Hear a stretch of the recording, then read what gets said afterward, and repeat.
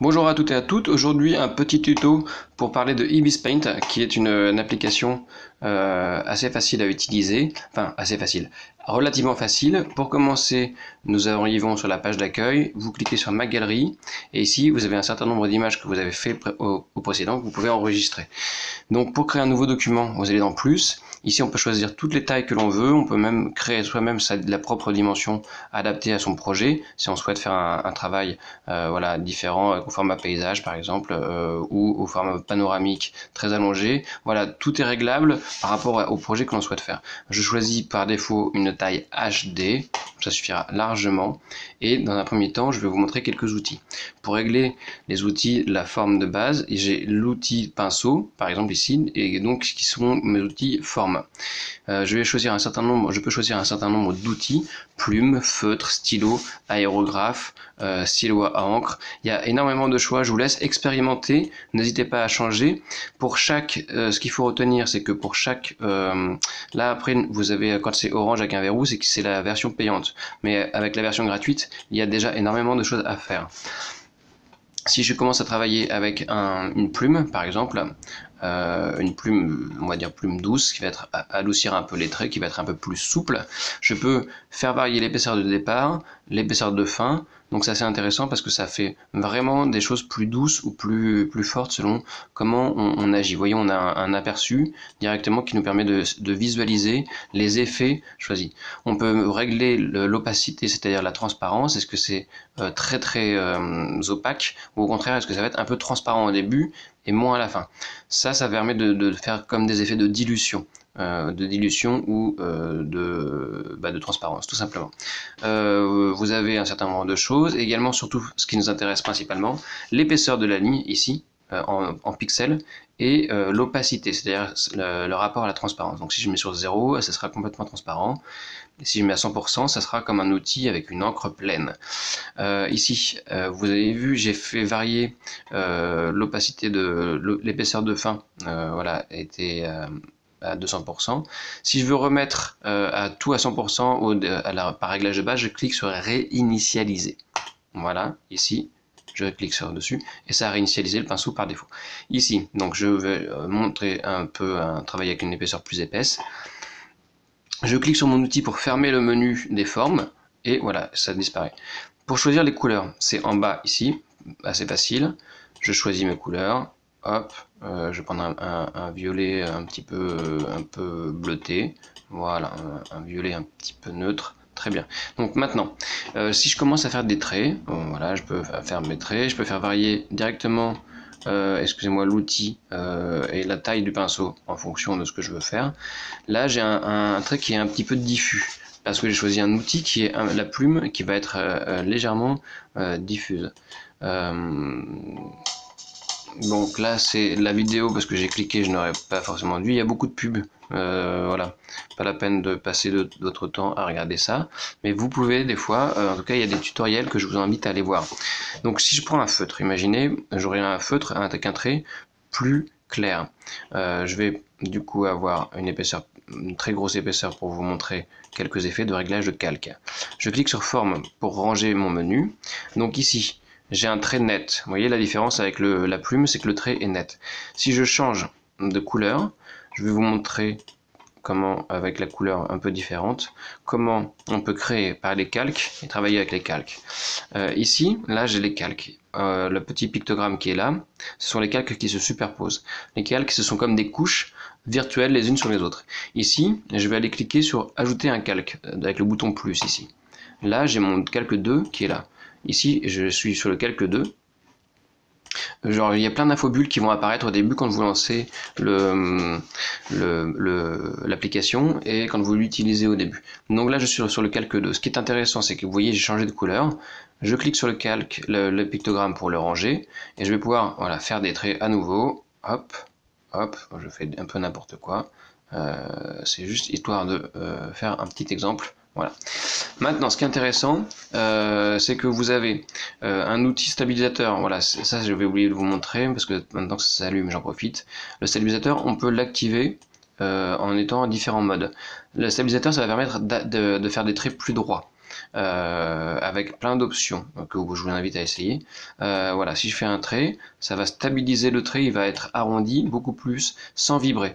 Donc ça fausse un peu la ligne que vous pouvez créer. Si vous cherchez à avoir des lignes régulières, c'est intéressant, mais si vous voulez avoir l'impression d'avoir un vrai outil de dessin, comme si vous aviez dans la main, ce n'est pas très recommandé. Donc maintenant, je reviens sur mes calques ici. Les calques, maintenant, en cliquant sur mon calque, je peux faire varier la place de mon calque, c'est-à-dire le faire passer par dessous. Vous voyez, je viens de faire passer le trait jaune par dessous, et là je le remonte par au-dessus.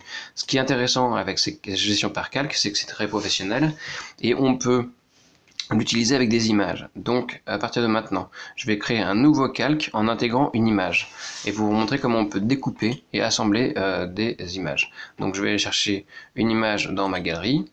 Hop, je vais trouver une image qui ne soit pas voilà, très bien. Imaginons que je veuille utiliser ce dessin. Je sais pas trop, oui ça y est, ok. Je vais utiliser une partie de ce dessin. Je dois autoriser bien sûr mon appareil à accéder à cette image. Et là, j'ai un outil qui me permet de transformer l'image si je veux faire travailler, transformer, je veux dire, ou faire apparaître des formes de perspective pour pouvoir le transformer. Ici, j'ai des formes de maillage donc, qui me permettent de transformer l'image. Je vous montre, c'est très simple, ça déforme complètement directement l'image. Ça va permettre de faire des retouches ou des changements de forme un peu de manière professionnelle, comme si on avait une retouche photographique ou un logiciel de retouche d'image. Donc c'est assez intéressant. Et on peut faire varier également les effets de perspective pour intégrer des images. Vous voyez, donc directement ça applique un effet de perspective. Donc ça, pour construire des profondeurs ou des espaces, ça peut être très intéressant. Voilà, donc ce qui est intéressant, je valide, hop, c'est bon, c'est validé. Maintenant, ce qui va m'intéresser, là il me propose d'extraire le dessin au trait, c'est-à-dire qu'il va isoler lui-même le dessin, mais moi je veux pas parce que je veux travailler sur l'image en elle-même. Ça c'est si vous voulez importer une image et la transformer en dessin au trait. Donc ça ne m'intéresse pas. Je suis bien sur mon calque. Donc pour sélectionner le calque sur lequel on travaille, il faut toujours vérifier que vous avez bien sélectionné le bon calque. Voilà. Je termine sur ce tuto avec c'est le chapitre 1, juste pour vous dire que par exemple, si je veux mettre ce calque au-dessus, hop, voilà, je ne vois plus mes traits en dessous. Si je veux refaire passer mes traits par-dessus, hop, ça suffit, je fais ce que je veux. Pour l'effacer, je clique dessus, hop, j'efface, et voilà. Ici, je sélectionne, j'efface, et c'est réglé, le calque est à la poubelle. Donc je vais réduire mon menu et pouvoir essayer de travailler avec ce que je voulais vous montrer, l'outil de sélection. Ici, vous avez des outils de sélection pour inverser et sélectionner. Ce qu'il faut savoir, c'est que par exemple pour le lasso, je vais sélectionner avec un lasso. Le lasso, c'est un outil de sélection précis.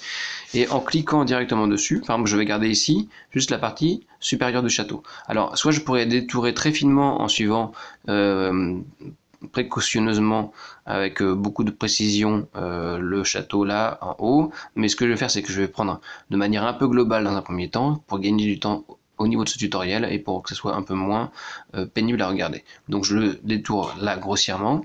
Et ce qui est intéressant, c'est que je peux, à partir de ce menu, inverser la zone. Et ici, je reclique sur mon menu et je fais effacer le calque. Vous voyez, là j'ai, attention, vous avez des pointillés qui sont à l'extérieur du cadre, qui font tout le tour du cadre. Ça veut dire que tout ce qui est entre les pointillés est sélectionné. Ici, j'avais sélectionné, j'ai recliqué sur inverser la zone. Donc là, j'ai sélectionné tout ce qui est à l'intérieur de mes pointillés, c'est-à-dire le château. Ce qui reste d'un espèce de construction, on va dire un château imaginaire. Si donc j'inverse ma sélection, je vais sélectionner tout. Vous voyez, là, les pointillés sont tout au bord du cadre. Donc je vais sélectionner tout, sauf le château.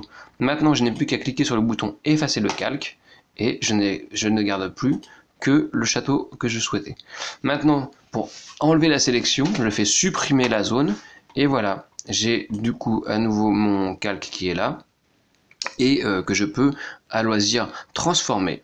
c'est ça qui est intéressant, c'est que je vais pouvoir le déplacer, je vais pouvoir revenir à mon travail si je souhaite en perspective, le retravailler sur les effets de perspective ou avec les outils déformation, voilà, et revenir à impacter cette image et pour la finaliser, pour l'intégrer comme je le souhaite, si j'en ai envie, à mon gré.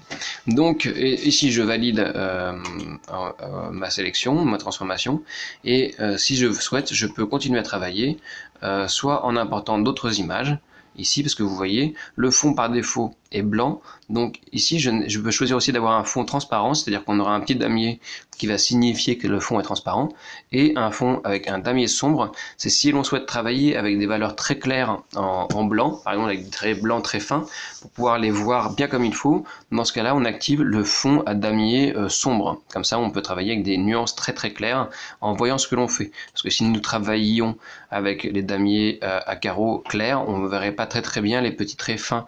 Donc voilà, si je souhaite travailler sur un fond blanc, je garde ce fond blanc, j'aurai les réactives ici à droite sur la couleur du fond, et voilà.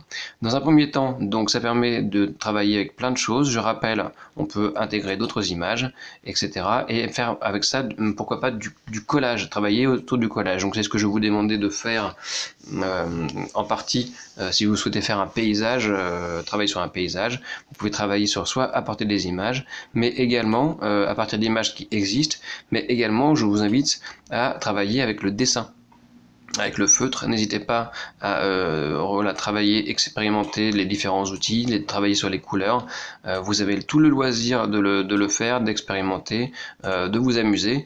Et là, je pourrais très bien continuer. Par contre, je vais le faire sur un nouveau calque, voilà, le calque est par défaut créé quand je reprends mon outil.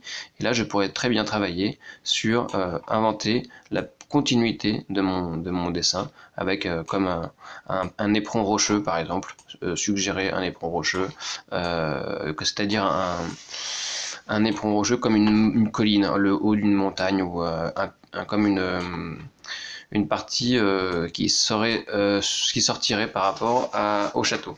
Donc ici, je peux créer par exemple très bien rapidement un fond de paysage, une montagne au loin, voilà, très facilement, très rapidement.